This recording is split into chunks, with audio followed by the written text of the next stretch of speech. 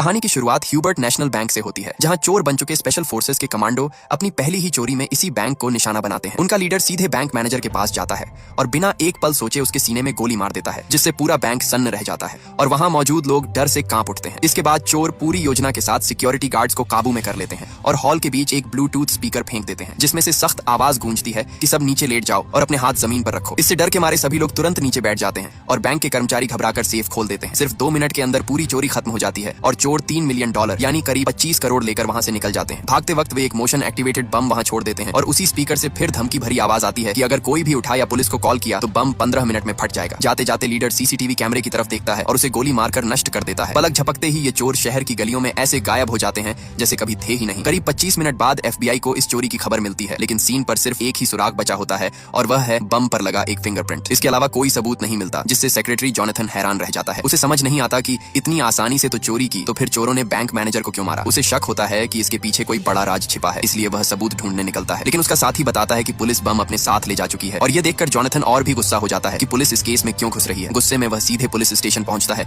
और police chief Brian को ढूंढकर उससे सवाल करता है कि यह FBI का मामला है, फिर पुलिस इसमें क्यों घुस रही है, और सुन, जो भी सबूत मिले हैं वह तुरंत मेरे हवाले कर। ये सुनते ही ब्रायन घबरा जाता है और बताता है कि जो फिंगरप्रिंट मिला है वह जेम्स नाम के एक आदमी का है जो पहले स्पेशल फोर्सेस में था। करीब 5 साल पहले जेम्स और उसकी टीम ने कुछ कॉलेज के छात्रों को अगवा किया था और फिरौती मांगी थी, और जब समय पर पैसे नहीं मिले तो सभी को मार दिया गया था। इसके बाद फौज की एक दूसरी यूनिट ने उन सभी बागी कमांडो को खोजकर मार गिराया और अब जेम्स के परिवार में सिर्फ उसका छोटा भाई रेंजर ही जिंदा बचा है। पुलिस को शक हुआ कि जब जेम्स और उसकी पूरी टीम मर चुकी है तो यह चोरी रेंजर ने ही की होगी और किसी तकनीक की मदद से उसने जेम्स का फिंगरप्रिंट वहां लगा दिया होगा। तभी एजेंट वेल्स खबर लेकर आता है कि चोरी के समय रेंजर को एक दुकान में देखा गया था, इसलिए उसे पकड़ा नहीं जा सका, क्योंकि एक आदमी एक ही समय में 2 जगह कैसे हो सकता है। ये सुनकर जॉनथन समझ जाता है कि चोर जानबूझकर सभी को भटकाने की कोशिश कर रहे हैं, क्योंकि जिस तरह ये चोर काम कर रहे हैं वह स्पेशल फोर्सेस के हो ही नहीं सके, क्योंकि कभी भी स्पेशल फोर्सेस वाले अपना फिंगरप्रिंट छोड़ के तो नहीं जाएंगे। इसीलिए या तो यह लोग बहुत नासमझ हैं या फिर बेहद चालाक। एजेंट्स अभी इस उलझन को सुलझाने में लगे ही होते हैं कि तभी एक और चोरी हो जाती है और इस बार चोर बैंक मैनेजर के परिवार की जान लेने की धमकी देकर उससे बैंक का सेफ खुलवा लेते हैं। मैनेजर ईयरपीस पहनकर बैंक के अंदर जाता है और डर के मारे सभी लोगों को ब्रेकफास्ट के लिए बाहर भेज देता है। इसके बाद वह कांपते हाथों से तिजोरी खोल देता है और जैसे ही काम पूरा होता है चोर बैंक की तरफ बढ़ते हैं। तभी बैंक से निकल रही एक फीमेल एम्प्लॉय से उनका सामना हो जाता है, जो डर के मारे अलार्म बजाने ही वाली होती है, लेकिन मैनेजर उसे रोक लेता है और हालात को संभाल लेता है। चोर एक बार फिर स्पीकर से वही सख्त आवाज चलाते हैं और पूरे बैंक को अपने कंट्रोल में ले लेते हैं, लेकिन इस बार वे पैसे नहीं बल्कि सेफ में रखे कुछ खास डॉक्यूमेंट्स उठाते हैं। सबसे हैरानी की बात यह होती है कि वे घायल गार्ड का इलाज करवाते हैं और उसी फीमेल एम्प्लॉय से उसकी मरहम पट्टी करवा देते हैं। इससे साफ लगने लगता है कि ये लोग बिना वजह किसी को मारते नहीं है और यहीं से सवाल उठता है कि पहली चोरी में बैंक मैनेजर को क्यों मारा गया था। थोड़ी ही देर में इसका जवाब मिल जाता है जब बारिश में तीसरा मैनेजर ऑफिस जाने निकलता है और एक चोर उसकी गाड़ी का दरवाजा खोलकर उसे बाहर खींच लेता है। गीली सड़क पर गिरते ही उसे संभलने का मौका नहीं मिलता और एक चाकू उसकी गर्दन में उतार दिया जाता है। इसी बीच बैंक के मालिक जेफरी को पता चलता है कि उसकी 2 ब्रांच लूट ली गई हैं और उसे पैसों से ज्यादा उन डॉक्यूमेंट्स की चिंता सताने लगती है जिनमें उसका एक बड़ा राज छुपा हुआ है। जबकि लगातार 2 चोरी के बाद सेक्रेटरी जॉनथन और भी परेशान हो जाता है, क्योंकि उस फिंगरप्रिंट के अलावा चोर कोई दूसरा सुराग छोड़कर नहीं गए होते हैं। उसे सबसे ज्यादा परेशान यही बात कर रही थी कि एक बैंक में चोर मैनेजर को मार देते हैं, जबकि दूसरे बैंक में वही लोग घायल सिक्योरिटी गार्ड की जान बचा लेते हैं। यह उल्टा सीधा बर्ताव देखकर जॉनथन सोच में पड़ जाता है कि इस केस में जरूर कोई छुपा हुआ राज है जिसके लिए ये चोर इतनी हद तक जा रहे हैं। इसी उलझन में वह बचे हुए बैंक मैनेजर से पूछताछ करता है और उसे उम्मीद नहीं होती कि वहां से कोई खास जानकारी मिलेगी, लेकिन मैनेजर अनजाने में एक अहम सुराग दे देता है। जॉनथन पूछता है कि क्या बैंक का मालिक जेफरी यहाँ अक्सर आता है, तो मैनेजर बताता है कि जेफरी बेहद अमीर आदमी है जिसके नाम पर देश भर में करीब 3000 बैंक ब्रांच है। वह इतनी छोटी ब्रांच में आने का वक्त नहीं निकालता और अपनी सबसे बड़ी ब्रांच में भी साल में 1 या 2 बार ही जाता है। लेकिन अजीब बात यह थी कि हाल के दिनों में जेफरी हर रोज इसी छोटी ब्रांच में आ रहा था, वह भी क्लोजिंग टाइम पर और खुद तिजोरी को चेक करता था। ये सुनते ही जॉनथन को साफ लगने लगता है कि यहाँ कुछ न कुछ गड़बड़ जरूर है। इसी बीच एक कलीग उसे और भी हैरान कर देने वाली खबर देता है कि चोरी किए गए नोटों के सीरियल नंबर ट्रैक करने पर पता चला है कि पूरे $3 मिलियन किसी चैरिटी को दान कर दिए गए हैं। इतनी बड़ी जानकारी पुलिस चीफ ब्रायन ने जॉनथन को नहीं बताई थी, जिससे वह और भी गुस्से में आ जाता है और वह एजेंट वेल्स को ब्रायन के साथ मिलकर जांच करने का आदेश देता है। टेक्निकल डिपार्टमेंट गोली पर मिले फिंगरप्रिंट से यह भी कंफर्म कर देता है कि वह फिंगरप्रिंट भी जेम्स का ही है और यही बात जॉनथन को सबसे ज्यादा परेशान कर देती है कि जो आदमी मर चुका है वह दोबारा जिंदा कैसे हो सकता है। अब तक दोनों ही जगहों पर ऐसे सबूत मिल चुके थे जिन पर जेम्स के फिंगरप्रिंट थे और यही बात जॉनथन को सबसे ज्यादा उलझा रही थी। उसे लगने लगा कि पुराने किडनैपिंग केस में जरूर कुछ ऐसा छुपा है जो अब सामने आ रहा है। इसी सोच के साथ वह अपने एक साथी को आदेश देता है कि जेफरी पर पूरी नजर रखी जाए और उसके हर राज को बाहर निकाला जाए। अगले ही दिन बैंक मैनेजर के फ्यूनरल में जेफरी खुद पहुंचता है और उसके साथ उस एरिया का नेता भी नजर आता है। 2 छोटी ब्रांच के मैनेजर की मौत पर इतने बड़े लोगों का आना जॉनथन को बेहद अजीब लगता है। जॉनथन का शक और गहरा हो जाता है और इसी बीच ब्रायन मजबूरी में वेल्स के साथ जांच में लगा रहता है, जहां उन्हें एक अहम गवाह मिल जाता है। ज्वेलरी शॉप का एक सिक्योरिटी गार्ड बताता है कि उसे शक होने पर गाड़ियों के नंबर नोट करने की आदत है और उसने चोरों की गाड़ी का नंबर भी नोट किया था। जब जब उस नंबर की जांच होती है तो पता चलता है कि वह गाड़ी रेंजर के नाम पर है और यह जानकारी मिलते ही ब्रायन तुरंत आदेश देता है कि रेंजर को पकड़ा जाए। उसी समय हेडक्वार्टर में जोनाथन के हाथ एक अजीब सी फाइल लगी है जिसे वह पहले इन्वेस्टिगेशन रिपोर्ट समझता है, लेकिन उसके अंदर से कुछ फोटो निकलते हैं। उन फोटो में जेफरी और उस एरिया का नेता बेहद करीबी नजर आ रहे होते हैं और यह साफ हो जाता है कि यह सब चोरों की तरफ से भेजा गया है। सारे सुरागों को जोड़कर जोनाथन फैसला करता है कि अब उसे जेफरी से सीधी बात करनी होगी। अगले ही दिन वह बैंक हेडक्वार्टर जाकर उससे मिलता है, जहां वह उसके मरे हुए छोटे भाई का जिक्र करता है जो पुराने किडनैपिंग केस का शिकार था और जिसे उसी स्पेशल फोर्सेस की टीम ने अगवा किया था, जिसमें जेम्स भी शामिल था। जोनाथन के सवालों पर जेफरी बिल्कुल शांत रहता है और कोई रिएक्शन नहीं देता, लेकिन जब जोनाथन सीधे पूछता है कि चोरी हुए डॉक्यूमेंट्स में क्या था तो यह सुनते ही जेफरी का चेहरा लाल हो जाता है। यही देखकर जोनाथन समझ जाता है कि जेफरी का उस छोटी ब्रांच में बार बार जाना कोई फॉर्मेलिटी नहीं बल्कि किसी बड़े राज से जुड़ा हुआ था। गुस्से में जेफरी सिक्योरिटी बुलाता है और जोनाथन को जबरदस्ती हेडक्वार्टर से बाहर निकाल दिया जाता है। इसी वक्त चोर अपना तीसरा ऑपरेशन शुरू कर चुके होते हैं और इस बार उनका सीधा टारगेट बैंक का हेडक्वार्टर होता है। चोर बहुत तेजी और तालमेल के साथ काम करते हैं और हर आदमी का रोल पूरी तरह साफ होता है। वे मेन लॉबी पार कर लेते हैं जहां सिक्योरिटी काफी टाइट होती है और कस्टमर्स की भीड़ रहती है। फिर भी चोर बिना गड़बड़ किए आगे बढ़ते हैं और केबल्स की मदद से मेन एरिया में घुसने की कोशिश करते हैं। उसी समय जोनाथन को जेफरी के गार्ड बाहर ले जा रहे होते हैं। तभी वह चोरों को देख लेता है और लोगों को नीचे लेटने को कह देता है, जिससे बैंक में पैनिक फैल जाता है। चोर मौका देखकर एक सिक्योरिटी गार्ड को पकड़ लेते हैं और तभी जेफरी भी सामने आ जाता है, जिसके बाद FBI की तरफ से गोलीबारी शुरू हो जाती है। एक गोली गलती से सिक्योरिटी गार्ड को लग जाती है और जोनाथन की फायरिंग से एक चोर घायल होकर गिर जाता है जो मरा हुआ लगता है, लेकिन कुछ ही देर में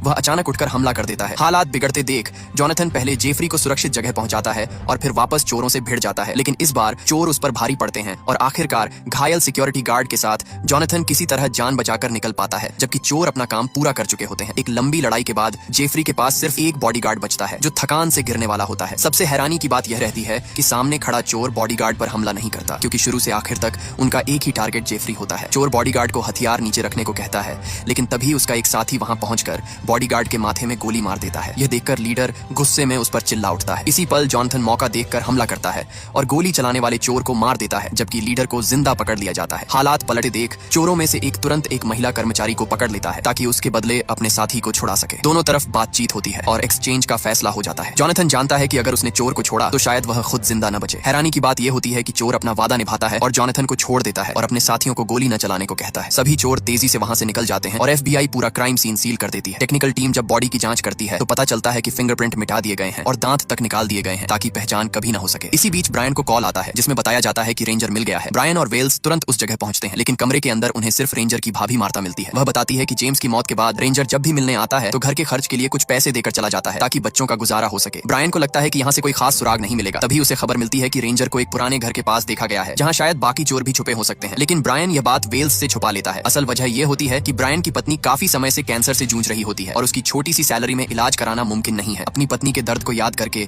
ब्रायन और मजबूर हो जाता है और एक बड़ा फैसला कर लेता है। इसी बीच अगली सुबह जोनाथन को एक अनजान फाइल मिलती है जो चोरों ने ही भेजी होती है और उसे देखते ही जोनाथन हिल जाता है। उस फाइल में जेफरी के सारे जुर्म लिखे होते हैं और वह राज पूरी तरह सामने आ जाता है जिसे वह सालों से छुपा रहा था। पता चलता है कि पुरानी बड़ी किडनैपिंग की साजिश जेफरी ने ही रची थी ताकि उसके परिवार की जायदाद सिर्फ उसी के पास रहे और कोई बंटवारा न हो। उसने एक मिलिट्री अफसर को पैसे देकर झूठे आतंकवादी ऑपरेशन के कागज बनवाए और जेम्स की स्पेशल फोर्सेस टीम को उसी मिशन पर भेज दिया गया, जिन्होंने यह सोचकर रेड की कि वे असली आतंकवादी मार रहे हैं। लेकिन बाद में पता चला कि वे निहत्थे कॉलेज स्टूडेंट थे जिनमें जेफरी का छोटा भाई भी शामिल था। यह सच्चाई जानकर पूरी टीम टूट गई। उन्हें समझ आ गया कि जो ऑर्डर मिला था वह गलत था और उन्होंने तुरंत ऊपर रिपोर्ट भेज दी। लेकिन इससे पहले की सच्चाई सामने आती एक दूसरी स्पेशल फोर्सेस टीम ने उन पर हमला कर दिया। जेम्स की टीम इसके लिए तैयार नहीं थी और अचानक हुए हमले में वे एक एक करके मारे जाने लगे। इसी हमले में जेम्स भी मारा गया और जेफरी का छोटा भाई मरते ही पूरी जायदाद जेफरी को अकेले मिल गई। अपने जुर्म को छुपाने के लिए जेफरी ने फौज के कुछ अफसरों को मोटी रकम देकर जेम्स और उसकी टीम को गद्दार घोषित करवा दिया। उसने पहले से ही अपनी योजना को मजबूत करने के लिए जेम्स की टीम के 3 लोगों को खरीद लिया था। वही 3 लोग बाद में 2 बैंक मैनेजर बने जिन्हें चोरों ने मारा और तीसरा वही नेता था जो जेम्स के अंतिम संस्कार में नजर आया था। इन तीनों ने मिशन वाले दिन किसी न किसी बहाने छुट्टी ली और बाद में अपने ही साथियों के खिलाफ गवाही दे दी। जेम्स की टीम खत्म होने के बाद जेफरी ने इन तीनों को अपने सिस्टम में शामिल कर लिया और उनके सहारे अपनी ताकत बढ़ाता रहा। उसे लगता था कि उसका राज हमेशा दबा रहेगा और वह एक आरामदायक और ताकतवर जिंदगी जीता रहेगा। लेकिन सच्चाई यह थी कि उस मिशन से कुछ स्पेशल फोर्सेस सोल्जर्स बच गए थे और समय के साथ उन्हें समझ आ गया कि जेफरी ने उनका इस्तेमाल किया है और उनसे अपने ही फौजी भाइयों को मरवा दिया। यही सच उनके दिल में सालों तक सुलगता रहा और उन्हें कभी चैन से जीने नहीं दिया। आर्मी से बाहर निकलने के बाद उन बचे हुए सोल्जर्स ने मिलकर बदला लेने का फैसला किया और उनका इरादा बिल्कुल साफ था कि जेफरी और उसके साथियों को सजा मिलनी चाहिए। जोनाथन को अब पूरी सच्चाई समझ आ चुकी थी और उसने अंदाजा लगाया कि रेंजर का भी इस पूरे खेल से कोई गहरा कनेक्शन है और जो पैसा वह मार्ता को देता है वही चोरी का पैसा हो सकता है। उसने अपने साथियों को इस एंगल से जांच करने को कहा। उधर ब्रायन भी रेंजर को चुपचाप ट्रैक कर रहा था और उसने ये कंफर्म कर लिया कि पैसा उसी पुराने घर में छुपाया गया है। ब्रायन और उसके एक ऑफिसर ने तय किया कि सुबह होने से पहले वह पूरा पैसा वहां से निकाल लेंगे। लेकिन जैसे जैसे जांच आगे बढ़ती गई वैसे वैसे मीडिया भी हरकत में आ गया। सभी बड़े टीवी चैनल्स पुरानी सच्चाई को उजागर करने लगे और यह साफ हो गया कि जेम्स और उसकी टीम के साथ कितना बड़ा जुल्म हुआ था। ये खबर देखते ही जेफरी समझ गया कि अब उसका बुरा वक्त शुरू हो चुका है और वह घबराकर जल्दी जल्दी सामान बांधकर भागने की तैयारी करने लगा। जॉनथन ने भी जेफरी की चाल भांप ली और उसने अपने साथी वेल्स से कहा कि जेफरी के नाम पर अगर कोई प्लेन बुक हो तो तुरंत उसकी जानकारी निकाली जाए ताकि वह भाग न सके। इसी दौरान जॉनथन खुद उस बार में पहुंचता है जहां जेम्स की गर्लफ्रेंड काम करती थी, क्योंकि उसे शुरू से शक था कि जेम्स जिंदा हो सकता है। दूसरी तरफ सुबह होने से पहले ब्रायन अपने साथियों से मिलने पहुंचता है और आखिरी पल में उसका मन बदल जाता है और वह सब कुछ रोकने की कोशिश करता है, लेकिन उसके साथी पैसों के लालच में अंधे हो चुके होते हैं और उसकी एक भी बात सुनने को तैयार नहीं होते। उधर जॉनथन को उसी बार के अंदर जेम्स मिल जाता है और सामने जिंदा खड़े जेम्स को देखकर उसका शक हकीकत में बदल जाता है। वह तुरंत जेम्स को FBI हेडक्वार्टर्स ले जाता है और पूछताछ शुरू करता है। अब तक मिले सभी सुरागों को जोड़कर जॉनथन यह मानने लगता है कि बदला लेने के लिए जेम्स ही चोरों का लीडर बना होगा, लेकिन जेम्स इस बात से साफ इनकार कर देता है और कहता है कि वह इस सब के पीछे नहीं है। दूसरी तरफ ब्रायन अपने दोनों साथियों से भिड़कर उनसे अलग हो जाता है, लेकिन वे दोनों अब भी पैसे चुराने के इरादे से पुराने घर पहुंच जाते हैं। वहां पहुंचते ही उनकी उम्मीद टूट जाती है, क्योंकि जहां करोड़ों की रकम होने की उम्मीद थी वहां कुछ भी नहीं मिलता। तभी अचानक पुलिस के सायरन बजने लगते हैं और हालात बिगड़ जाते हैं। उन दोनों में से एक पुलिस पर गोली चलाने की कोशिश करता है, लेकिन पुलिस उसे वहीं मार गिराती है, जबकि दूसरा डर के मारे हाथ उठाकर सरेंडर कर देता है और उसे भी गिरफ्तार कर लिया जाता है। उसी वक्त FBI में जॉनथन को खबर मिलती है कि ब्रायन के आदमी पकड़े जा चुके हैं और तभी ब्रायन भी वहां पहुंच जाता है। जॉनथन उससे पूछता है कि उसे पैसों की जगह का पता कैसे था और ब्रायन जवाब देता है कि यह जानकारी उसे एक इन्फॉर्मर से मिली थी और इस बारे में वेल्स को भी सब कुछ पता था। ये सुनते ही जॉनथन चुप हो जाता है और तुरंत वेल्स की फाइल चेक करता है, जहां लिखा होता है कि वेल्स उसी स्पेशल फोर्सेस यूनिट का हिस्सा था जिसे जेफरी ने इस्तेमाल किया था और मिशन के बाद उसने अचानक आर्मी छोड़कर FBI ज्वाइन कर ली थी। वेल्स को शुरुआत से ही सब कुछ पता था और उसी ने अपनी पावर का गलत इस्तेमाल करके चोरों को लगातार सुराग दिए थे ताकि वह जेफरी से बदला ले सके। अब यह पूरी तरह साफ हो चुका था कि असली मास्टरमाइंड वही है और जॉनथन ने बिना देर किए वेल्स को पकड़ने का आदेश दे दिया। पुलिस की गाड़ियां तेजी से उसे पकड़ने निकल पड़ी। उसी वक्त स्टॉकवेल को जेफरी की लोकेशन का पता चल गया, लेकिन जब दोनों वहां पहुंचे तो बहुत देर हो चुकी थी, क्योंकि जेफरी हेलीकॉप्टर लेकर भाग चुका था और चोरों का बदले का प्लान अधूरा रह गया। ये देखकर वेल्स अपने गुस्से पर काबू नहीं रख पाया और हेलीकॉप्टर पर लगातार गोलियां चलाने लगा। स्टॉकवेल ने उसे रोकने की कोशिश की और कहा कि वह पागलपन कर रहा है, लेकिन तभी वेल्स के सभी साथी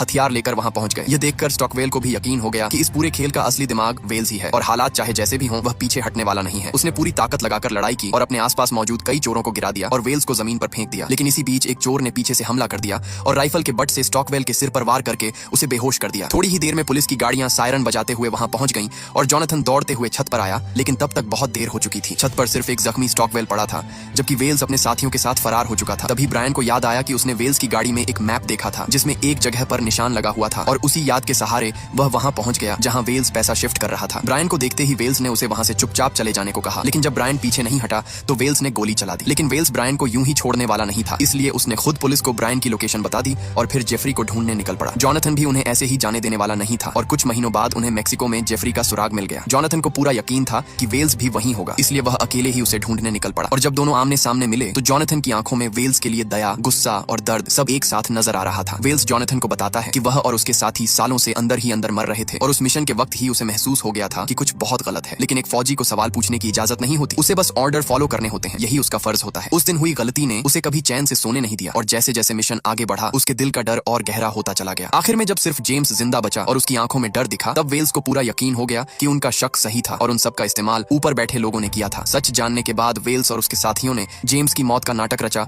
और किसी तरह उसकी जान बचा ली, लेकिन जिंदा रहकर भी जेम्स ने सब कुछ खो दिया। वह अपनी पहचान तक खो बैठा और जो आदमी अपने देश के लिए जान देने को तैयार था वही अब अपने ही देश में छुपकर जिंदगी जीने को मजबूर हो गया। दूसरी तरफ वेल्स और उसके साथी अपने ही दोस्तों को मारने के बोझ के साथ जीते रहे और इस पूरी दर्दनाक कहानी का असली जिम्मेदार सिर्फ और सिर्फ जेफरी था। इसीलिए उन्होंने बदला लेने का फैसला किया था और यह सुनकर जॉनथन ने वेल्स से सीधा सवाल किया कि उन बेगुनाह लोगों का क्या जो इस सब में बिना वजह मारे गए। जॉनथन की आवाज वेल्स के कानों में गूंजने लगी और यह सुनते ही वेल्स पूरी तरह टूट गया। वह कहने लगा कि सिक्योरिटी गार्ड को मारने का उसका कोई इरादा नहीं था, वह बस गलत वक्त पर वहां मौजूद था और उन्होंने उसे बचाने की पूरी कोशिश की थी। इसके बाद दोनों के बीच इस बात को लेकर बहस शुरू हो जाती है कि जेफरी को मारना चाहिए या नहीं और माहौल और भी तनाव भरा हो जाता है। आखिर में जॉनथन कहता है कि उसने एक बार पहले भी वेल्स पर भरोसा किया था और उसे धोखा मिला, लेकिन अब वह आखिरी बार फिर भरोसा कर रहा है और इस बार वह पछताना नहीं चाहता। यह कहकर जॉनथन सीधे जेफरी की तरफ बढ़ता है जो अब भी अपने किए पर कोई पछतावा नहीं दिखाता बल्कि घमंड में हंस रहा होता है। जेफरी को लगता है कि मैक्सिको आकर वह पूरी तरह सुरक्षित हो चुका है और वह जॉनथन को धमकी देता है कि अगर उसे नुकसान पहुंचाया गया तो जॉनथन भी गुनहगार बन जाएगा, लेकिन इन बातों का जॉनथन पर कोई असर नहीं होता। अचानक जॉनथन हमला करता है